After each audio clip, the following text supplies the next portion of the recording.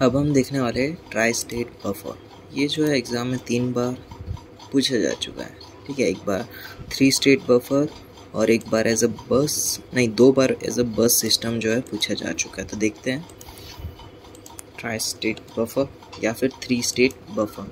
तो इसमें बफर क्या है, जो भी हमारा बफर होता है वो क्या करता है, जो भी इनपुट होगा वो एज अ आउटपुट देगा, पर डिले करके देगा, यानी बफरिंग, यानी डिले करके देगा आपको जो भी आउटपुट है वो।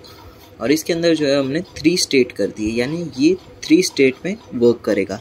अगर आप 1 और 0 इनपुट दोगे तो वो एज अ इनपुट आउटपुट जो है वो वर्क करेगा। और तीसरे स्टेट में क्या होगा, वो हाई इम्पीडेंस स्टेट में चला जाएगा। और उसमें क्या होता है, जो भी हमारी सर्किट है वो ओपन सर्किट की तरह वर्क करती है, which means the output is disconnected और उसका कोई लॉजिकल सिग्निफिकेंस नहीं होता है।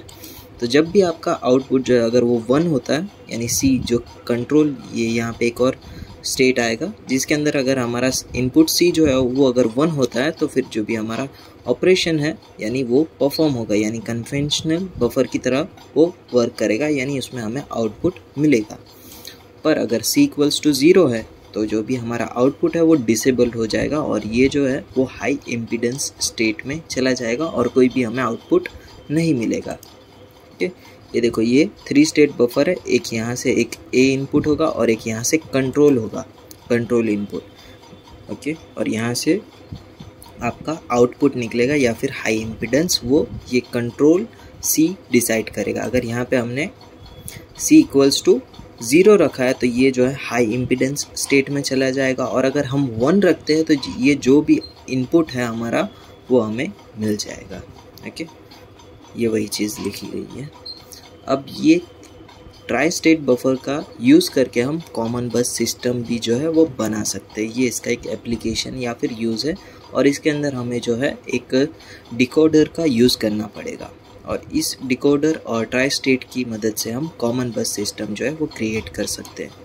तो यहाँ पे हमने क्या किया, एक रजिस्टर ए है उसके एक पर्टिकुलर बीट को लिया है जो है A0, सेम B के लिए B0 और C के लिए C0 और D के लिए D0। ये जो है सिर्फ हम 1 बीट के लिए कर रहे हैं, हर एक रजिस्टर की 1 बीट के लिए।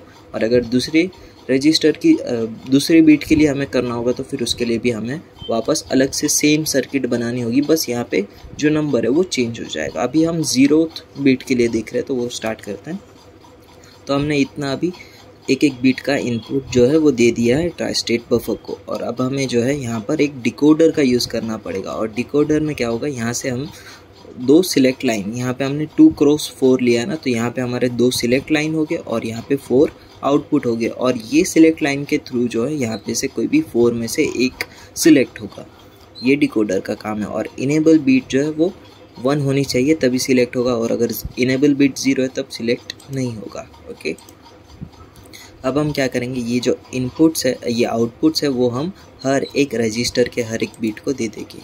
ये 0 को हमने A0 को दे दिया, 1 जो है वो B0 को, 2 जो है C0 को और 3 D0 को। और ये सभी जो है वो एक कॉमन लाइन से कनेक्ट हो जाएंगे। ये सब इस लाइन के साथ कनेक्ट हो गए।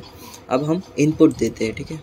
और ये किस लाइन के लिए, फॉर बीट 0। यहाँ पे हम कौन सी बीट ले रहे हैं, 0, तो इसके लिए ये बस लाइन किसके लिए, स्पेशल 0 बीट के लिए। 1 के लिए आपको अलग से सेम डायग्राम बनाना होगा, बस यहाँ पे 1 1 कर देना है। और यहाँ पे हमने सिलेक्ट लाइन जो है वो 1 0 रखा है। और 1 0 को आप बाइनरी सिस्टम के अंदर कन्वर्ट करोगे तो आपका आंसर क्या आएगा, 2। तो यहाँ से हमारा 2 जो है वो इनेबल हो जाएगा। और ये ट्राई स्टेट बफर क्या करेगा, अब C0 को एज अ इनपुट लेगा और ये जो है फिर वो हमें एज अ आउटपुट मिलेगा, ओके।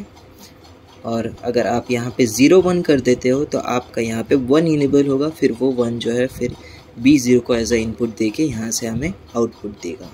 ये सभी चीज़ें जो है ऐसे सिलेक्ट लाइन के अकॉर्डिंग वर्क करेगी। और ये सब वही थियरी लिखी गई है, ओके। तो आपको क्या करना है, ये लास्ट में जो है एक टेबल बना देना है जिसके अंदर यहाँ पे जो भी आप करस्पॉन्डिंग सिलेक्ट लाइन सेलेक्ट करते हो तो फिर उसका आपको बीट मिलता है, उसका एक टेबल बना देना है बस। और ये सब वही जो अभी हमने पॉइंट डिस्कस किए वही लिखे गए हैं। तो यहाँ तक रखते हैं।